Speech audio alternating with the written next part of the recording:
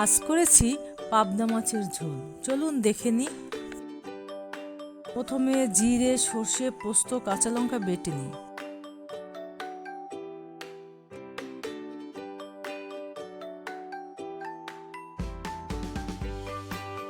মাছে নুন হলুদ মেখে নিই।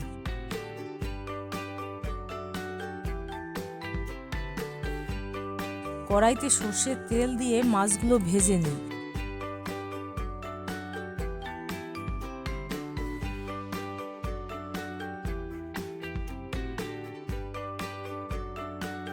সেই তেলে কালো জিরে ফোড়ন দিয়ে বাটা মশলাগুলো দিয়ে দিই। লবণ, হলুদ, লঙ্কার গুঁড়ো ও একটু জল দিয়ে মশলা ভালো করে কষিয়ে নিই। কষানো মশলার ভেতর জল দিয়ে দিই। ঝোল ফুটে উঠলে মাছগুলো দিয়ে দিই। কিছুক্ষণ পরে নামিয়ে ফেলি। এই তো হয়ে গেল পাবদা মাছের ঝোল।